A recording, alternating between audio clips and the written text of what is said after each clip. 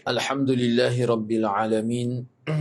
Wassalatu wassalamu ala ashrafil anbiya'i wal mursalin. Nahmaduhu wa nasta'inuhu wa nastaghfiruh. Wa na'udzu billahi min shururi anfusina wa min sayyiati a'malina. Man yahdihillahu fala mudilla lah wa man yudlil fala hadiya lah. Rabbi shrah li sadri wa yassir li amri wahlul 'uqdatam min lisani yafqahu qawli. Amma ba'd. Alhamdulillah, bersyukur pada Allah Subhanahu wa taala kerana dapat bersama pada malam ini. InsyaAllah pada malam ini kita akan sambung perbincangan hadis yang ke-904 itu. Pada muka surat 47 nombor 5 tu.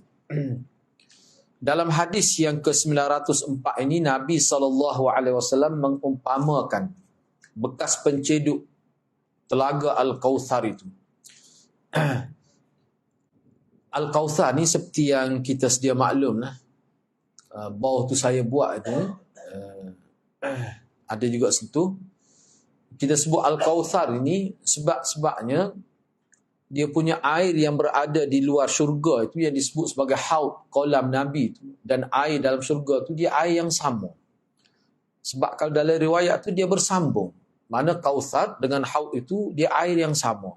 Sebab dia ada aliran ataupun sungai yang mengalir. Yang mengalir, maknanya air yang terkumpul di dalam haud di luar syurga itu sebenarnya daripada Al-Kautsar itu. Itu disebut oleh, misalnya perkara ini dibincang panjang oleh Profesor Dr. Umar Sulaiman Ashqar lah. Dia ada bincang juga. Baik. Jadi di sini bila anda guna Al-Kautsar ni, itu merujuk kepada maksud itulah. Jadi diumpamakan bekas penceduk Al-Kautsar dengan bintang-bintang di langit sebagai mengisyaratkan tersangat banyak air dan luasnya kolam itu. Haud Nabi itu luas sehingga Nabi kata, cetonglah kalau kita cetong tu, bekas penceduk untuk ceduk air untuk minum tu, tu sahaja tu banyak seperti bilangan bintang di langit itu. Ini isyarat kepada air yang banyak dan juga luasnya kolam itu. Itu dari sudut itu. Yang keenam, apa maksud sabda Nabi SAW alfa irfa'ah? Alfa irfa'ah ni dalam terjemah anak buat baru ni, maknanya tidur sebentar. Terlelaplah kalau bahasa kita. Cumanya Syekh As-Sindi berkata, ia bermaksud tidur sekejap. Dalam bukan mujma' atau mu'jam tu silap tu. Tanda koma atas tu duduk pada selepas yu tu, mu'jam. Dalam al-mu'jam, silap letak koma tu. Dalam al-mu'jam disebutkan irfa'ah ini bermaksud as-sinah. As-sinah ni dia tidur dalam bahasa Arab ni dia ada 3 peringkat. La ta'khudhu sinatun. Kadang-kadang kita baca ayat kursi tu, Allah ni tidak mengantuk. Jadi sinah ni tidak tidur lagi, mengantuk. Kalau naum tu tidur. Sinah ni mana mengantuk, yang mana kalau kita bawa kenderaan tu masih boleh kawal lagi. Itu makna sinah. Sebab tu dalam kitab Mujma' dia kata irfah ni makna as-sinah, iaitu mengantuk. Dan ia pada kebiasaannya adalah situasi Nabi SAW menerima wahyu. Jadi ulama sebut ketika Nabi terima wahyu ni biasanya dia berada dalam keadaan sinah. Sinah tu antara tidur dengan tidur. Itu mengikut ulama. Sebenarnya tidak tidur lagi sinah ni, mengantuk baru. Allah tu la ta'khudhu sinatun wala naum. Dalam ayat kursi itu Allah ni tidak mengantuk dan tidak tidur. Jadi sinah ni, perkataan sinah ni pada kebiasaannya adalah situasi Nabi SAW semasa menerima wahyu. Ini yang disebut oleh sebahagian ulama. Berkemungkinan juga ia bermaksud suatu situasi yang membuatkannya tidak mempedulikan keadaan yang sedang dihadapi. Mana bila dia tawajuh tu, dia ada di sekitar orang ramai tapi dia macam tak terasa, tak peduli tu keadaan itu. Rupanya keadaan ini adalah keadaan ketika Nabi menerima wahyu. Tu keadaan ini. Sebab tu bila Nabi sedar tu, Nabi tersenyum kan. Nah, Nabi tersenyum, sahabat tanya, kenapa tersenyum? Di situlah Nabi pun ceritalah. Baik. Tak apalah, satu tu kita bincang dah. Yang ketujuh, apa maksud hadis? Ada seorang umatku yang ditarik daripada meminum air dari kolam tersebut. Dan dikatakan oleh malaikat sebagai menjawab pertanyaan Nabi SAW, kamu tidak tahu apa yang berlaku selepas kewafatan engkau. Jadi apa maksudnya? Sebab kalau dalam kitab Syiah, ni bagi Syiah, hadis ni menjadi dalil bahawa sahabat ni ada yang jahat. Ada yang jahat sampai mereka, mana melakukan dosa besar sampai hari akhirat kesannya, bukan di dunia saja. Sehingga nak minum air di haud Nabi pun tidak dibenarkan. Itu dalam versi Syiah lah. Perkara ni dibincang oleh Khalid Syekh penulis Bal Dalal Tab. Baik, jawapan dia. Orang yang dihalang dari meminum air daripada haud, bahkan ditarik dengan kasar, adalah orang yang menyalahi sunnah dan melakukan bid'ah. Sabda Nabi SAW ini merupakan janji buruk kepada orang yang menyalahi sunnah Rasulullah SAW. Mereka melakukan amalan bid'ah dengan mengikuti hawa nafsu, bukan berdasarkan kepada hujah dan dalil daripada Al-Quran dan sunnah Nabi SAW. Mereka dihina dengan dihalang daripada meminum satu-satunya sumber air pada waktu itu. Orang yang dapat meminumnya tidak akan dahaga sampai bila-bila. Itulah kerugian yang sangat besar. Mana itu saja sumber air ada. Ini kenyataan secara umum. Ini saya petik juga sebenarnya daripada Syekh Sindi juga.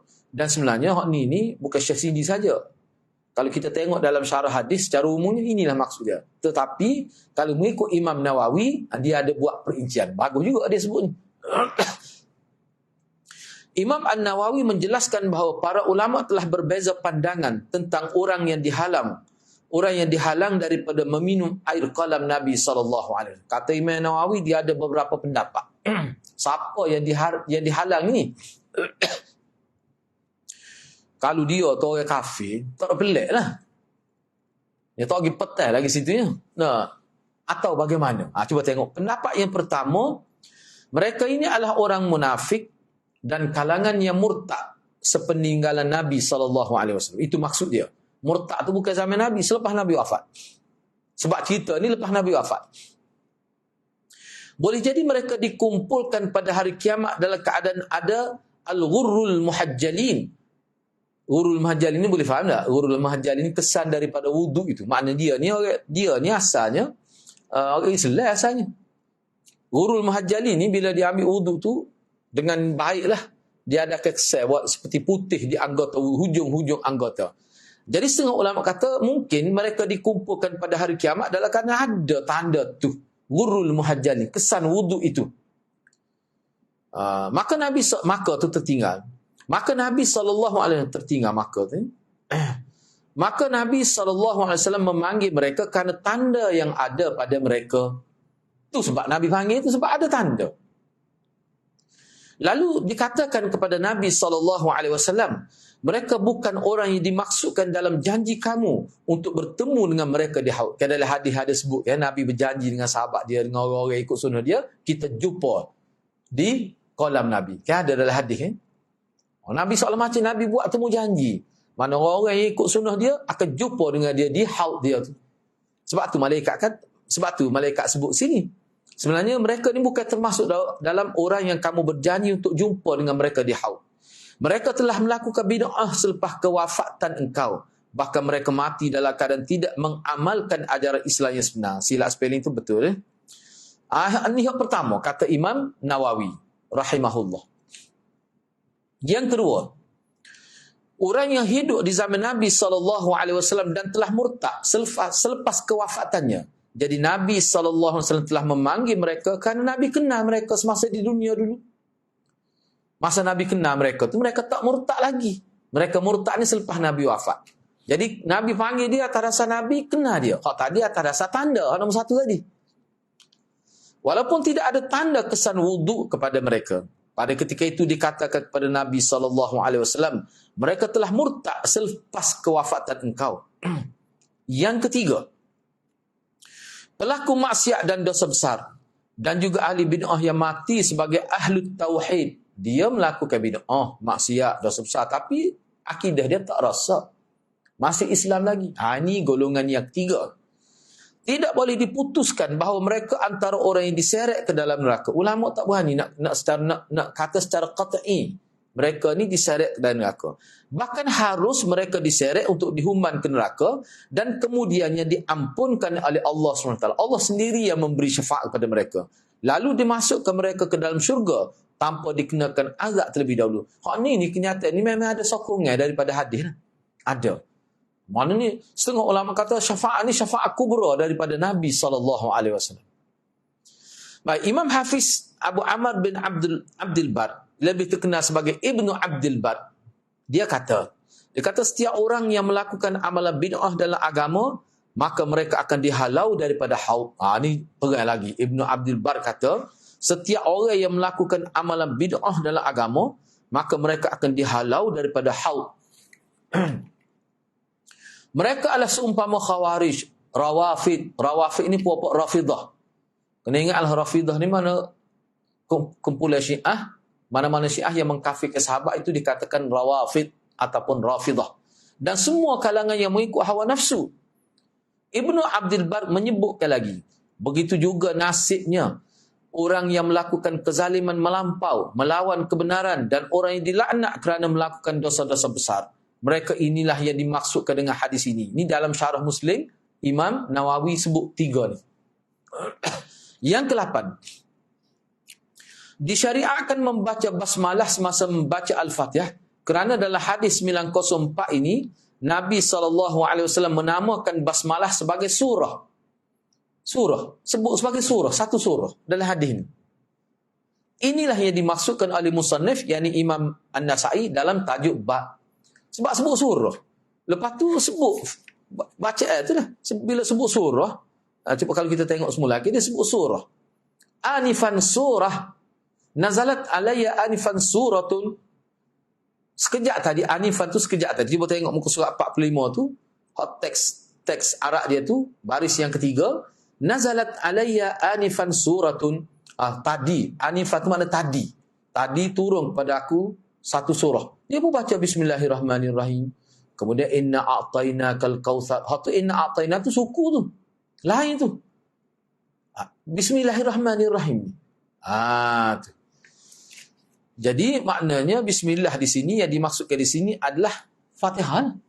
Itu istidlal setengah ulama. Tu. Baik, tak apalah. Jadi maknanya kena baca basmalah lah. Baik.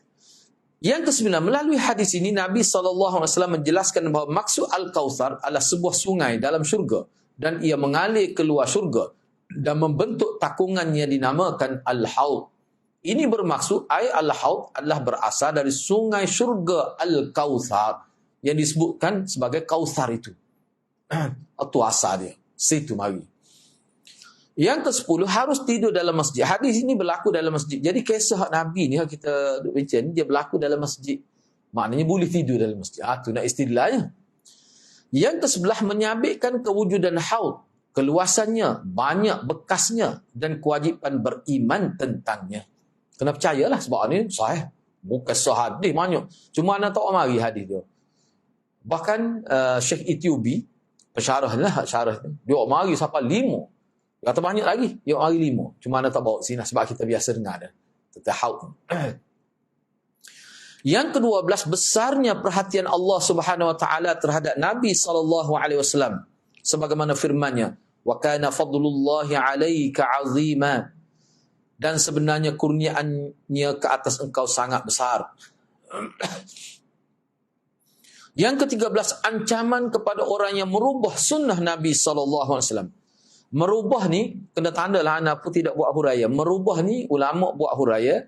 Merubah ni sama ada mengurangkan atau membuat tambahan. Semuanya termasuk dalam merubah. Dia tambah, dengan mengekalkan yang asal, dia buat tambahan, atau dia mengurangkan daripada yang asal. Semua tu maksud merubah. Jadi berdasar pada hadis ini, mana ancaman kepada orang yang merubah sunnah Nabi SAW dan melakukan amalan bid'ah. Mereka dihalau semasa hendak meminum air dari kolam Nabi SAW. Cuma anak-anak terjemah tadi duk fikir nak terjemah macam mana. Dia gini, kalimah yukhtalash ni, setengah kalau kita tengok dalam fiqh ulul dia panggil halau dengan nuz'ah. Nuz'ah ni mana kasar lah. Pergi tolak dada misalnya, kita tolak pergi. Bukan kata buat lembut-lembut gitu je. Mana dia halau dengan kasar. Itu hak tepatnya, yukhtalash itu. Sebab itulah ulama kata halau ini sebagai menghina. Halau ini sebagai menghina. Ada setengah ulama kata jauh lagi, bukan sampai dekat. Malaikat tengok jauh lagi, tu halau. Sebagai menghina. Bukan kata mari dekat dulu, baru halal ada. Jauh lagi. Baik, hadis yang kedua, hadis 905. Wa bi qala akhbarana Muhammad bin Abdullah bin Abdul Hakam an Shu'aib قال حدثنا الليث قال حدثنا خالد عن سعيد بن أبي هلال عن نعيم بن المجمر قال صليت وراء أبي هريرة فقرأ بسم الله الرحمن الرحيم ثم قرأ بأم القرآن حتى إذا بلغ غير المغضوب عليهم ولا الضالين فقال آمين فقال الناس آمين ويقول كلما سجد Allahu Akbar. Rasanya tadi dah ubah dah tu. Macam mana tak itu? Allahu Akbar. Bukan Allahi tu. Kullama sajada Allahu Akbar. Wa idha qama minal julus fil ithnatain qala Allahu. Semua tu hu. Allahu Akbar. Wa idha sallama qala walladhi nafsi biyadih inni la ashbahukum salatan bi Rasulillahi sallallahu alaihi wasallam. Imam Nasa'i dengan sanadnya telah meriwayatkan hadis ini daripada Abi Hurairah. Asalnya daripada Abi Hurairah lah. Hak je riwayat ni Nu'aim bin Mujmir. Dia kata, tapi hadis ni orang panggil hadis Abu Hurairah. Hak je riwayat pada Abu Hurairah nama Nu'aim al-Mujmir. Dia kata, saya telah solat di belakang Abu Hurairah. Mana Abu Hurairah jadi tu imam. Jadi imam. Beliau telah membaca Bismillahirrahmanirrahim. Baca derah lah maksud ini. Sebab tu dia boleh dengar molek tu. Terang tu. Kemudian dia baca Ummul Quran. Sampailah kepada ayat akhir ghairil maghdubi alaihim waladdallin. Lalu dia kata, yakni Abu Hurairah kata amin. Maka orang ramai pun, yakni makmum turut mengucapkan amin. Nu'aim berkata, Nu'aim al-Mujmir berkata, dia kata setiap kali sujud, beliau mengucapkan Allahu Akbar. Setiap kali nak sujud. Apabila beliau bangun daripada duduk untuk rakaat kedua, bangun daripada duduk ni, bangun, wa idza qama minal julus fil ithnatain, bila dia bangun daripada duduk untuk rakaat kedua, maknanya dia sujud yang kedua tu dia bangun, dia duduk sekejap. Hak ni lah orang panggil jilsah istirahiyah tu. Ada yang kata tu. Sebab wa idza qama minal julus fil ithnatain. Jadi bila dia bangun daripada duduk untuk rakaat kedua, beliau berkata, maknanya bangun untuk rakaat kedua lah. Maknanya dia tidak bangun selalu. Hak tu pun ada juga ni khilaf lah ni. Jadi kalau hak ni boleh, bagi setengah ulama yang kata ada duduk sekejap tu. Lepas tu bangun. Ni antaranya. Dia akan kata Allahu Akbar juga. Apabila telah memberi salam, beliau berkata. Bila selesai salam tu, hadis ni ringkas ni. Dalam riwayat Ibn Khuzaimah sebut detail lagi. Cuma nak tahu mari sini. Hadis ni, riwayat ni jugalah, sanad ni jugalah. Hak melalui dalam kitab Sahih Ibn Khuzaimah, dia mari lebih terang lagi daripada ni. Sosok dia mari. Hak tu kita bincang dah sebelum ni sebenarnya. Baik. Jadi, apabila dia bersalah, Abu Hurairah bersalah, dia kata gini, demi Tuhan yang nyawaku berada dalam genggamannya, sesungguhnya aku adalah orang yang paling serupa berbanding kamu dengan salat Rasulullah sallallahu alaihi wasallam. Waktu tu sebenarnya ana ada ubah dah tu setengah-setengah tu, ana ubah sedikit terjemah lah, tak apalah tu . Okey. Cuba kita tengok perbincangan daripada hadis. Yang pertama, hadis Abu Hurairah adalah sahih.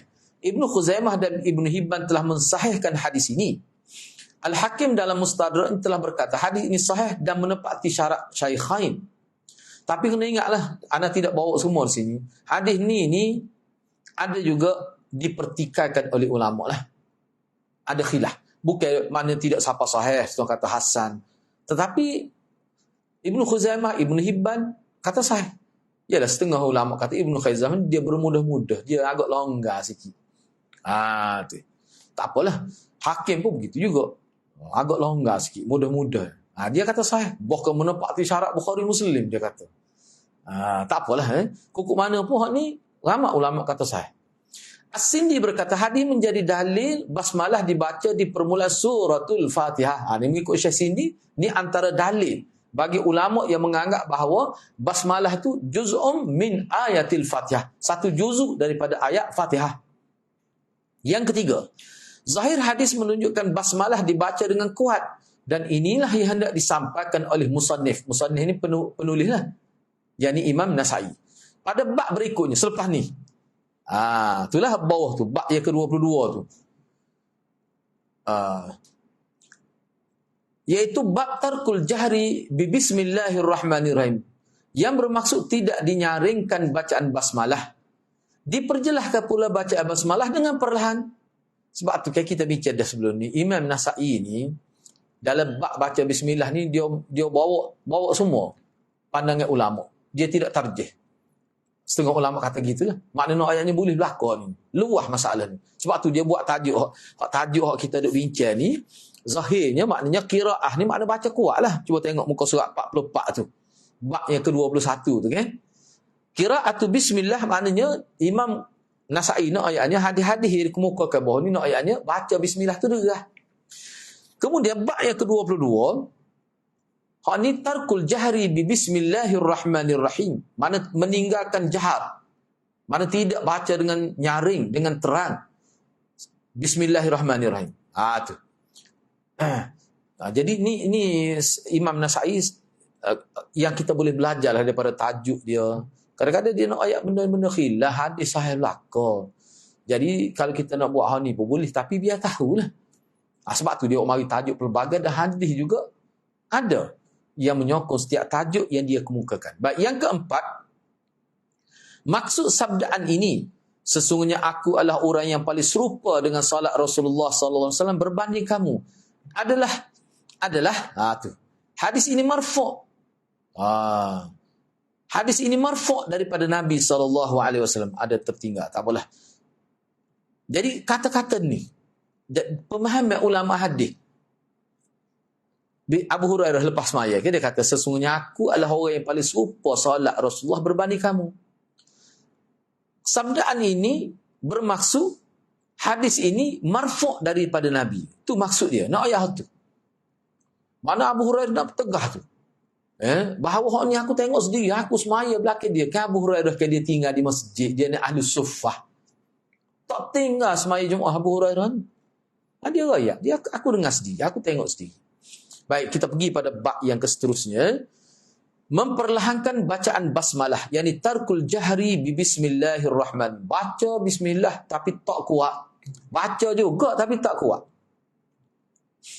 Imam An-Nasai telah memuatkan 3 hadis di bawah bab ini. Hadis-hadis berkenaan menjelaskan bacaan basmalah dibaca dengan tidak nyaring tu tertinggal, dengan perlahan. Tu lebih ringkas lagi. Hadis-hadis berkenaan menjelaskan bacaan basmalah dibaca dengan perlahan ataupun tidak nyaring. Itu sebenarnya itu Hadis yang pertama iaitu hadis 906, wa bi qala akhbarana Muhammad bin Ali ibn al-Hasan. Muhammad bin Ali ibn al-Hasan tu sebenarnya. Ibnu tu bukan bawah. Muhammad bin Ali ibn al-Hasan ibn Shaqiq qala sami'tu abi yaqul anba'ana Abu Hamzah an Mansur ibn Zazan an Anas ibn Malik qala Salla bina Rasulullah sallallahu alaihi wasallam falam yusmi'na qira'ata bismillahirrahmanirrahim wa salla bina Abu Bakrin wa Umaru falam nasma'ha minhuma. Imam Nasa'i dengan sanad telah meriwayatkan hadis daripada Anas bin Malik, beliau telah berkata, Rasulullah sallallahu alaihi wasallam telah menjadi imam kepada kami. Beliau tidak memperdengarkan kepada kami bacaan basmalah. Begitu juga Abu Bakar telah menjadi imam kepada kami. Beliau juga tidak tertinggal tu. Begitu juga Abu Bakar dan Umar itu tertinggal, tulis Abu Bakar dan Umar itu. Begitu juga Abu Bakar dan Umar telah menjadi imam kepada kami. Mereka berdua juga tidak memperdengarkan basmalah. Mereka berdua tidak memperdengarkan basmalah kepada kami. Maknanya, baca cuma slow, perlahan. Baik, hadis yang kedua, iaitu hadis 907. Wa bi qala akhbarana Abdullah bin Sa'id bin Abi Sa'id al-Ashaj. قال حدثني عقبة بن خالد قال حدثنا شعبة وابن أبي عروبة عن قتادة عن أنس قال صليت خلف رسول الله صلى الله عليه وسلم وأبي بكر وعمر وعثمان رضي الله عنهم فلم أسمع أحدا منهم يجهر ببسم الله الرحمن الرحيم. Imam Nasa'i dengan sanad telah meriwayatkan hadis daripada Anas. Beliau telah berkata, saya telah salat di belakang Rasulullah sallallahu alaihi wasallam, Abi Bakrin, Umar dan Utsman radhiyallahu anhum. Saya tidak mendengar mereka menyaringkan bacaan basmalah itu. Maknanya tak bunyi. Kalau bunyi pun bunyi. Maknanya tidak jahat. Tapi baca dengan sir. Baca dengan sir. Itu maksud dia. Tidak memperdengar. Lam yusmi'. Lam yusmi' mana tidak memperdengar. Maknanya dia baca. Itulah setengah ulama kata, tak dengar tu, tak baca lah tu. Pula akhirlah pula situ. Perbincangan dan pedoman hadis. Hadis Anas bin Malik adalah muttafaq alaih. Sebab dua hadis mula-mula ni riwayat daripada Anas bin Malik. Hadis ni muttafaq alaih. Ia datang dengan lafaz yang berbeza-beza. Hadis ni pun Anas tidak mari juga. Sebab dia panjang. Cuma nak ayatnya berbeza. Dia mari beberapa. Bukan beberapa, banyak lah. Tapi dia mari tu, nak ayatnya banyaknya riwayat yang mana baca basmalah tu perlahan. Memang banyak dia buat mari. Sahih belaka. Atau hak baca dua ada juga. Itu masalah tu. Sebab tu bagi anda benda ni khilaf muktabar. Sebab hak baca dua pun ada. Yang kedua, hadis Anas bin Malik menjelaskan Nabi SAW dan para sahabat utamanya tidak menyaringkan bacaan basmalah. Hadis ni. Diferi pada hadis ni. Hadis yang ketiga, iaitu hadis yang 908. Wabi qala akhbarana Ismail bin Mas'ud qala hadatsana Khalid qala hadatsana Utsman bin Ghiyath qala akhbarani Abu Na'amah al-Hanafi qala hadatsana Ibnu Abdullah bin al-Mughaffal hadatsana Ibnu Abdullah bin Mughaffal tu kana Abdullah bin Mughaffal tu idza sami ahadana yaqra bismillahirrahmanirrahim yaqul صليت خلف رسول الله صلى الله عليه وسلم وخلف أبي بكر وخلف عمر رضي الله عنهما فما سمعت أحدا منهم قرأ بسم الله الرحمن الرحيم. Imam Nasa'i dengan sanad telah meriwayatkan hadis ini daripada Abdullah bin Mughaffal. Jadi kata siapa? Kata anak dia, Ibnu Abdillah. Kata anak dia. Dia kata ayah dia Abdullah bin Mughaffal ni apabila mendengar seseorang membaca basmalah, mana baca tu baca siapa dengar lah. Mana baca kuat lah. Dia akan kata gini. Saya telah salat di belakang Rasulullah sallallahu alaihi wasallam, di belakang Abi Bakar dan di belakang Umar radhiyallahu anhuma. Saya tidak mendengar sesiapa pun dari kalangan mereka yang membaca basmalah. Mana kalau baca pun slow lah.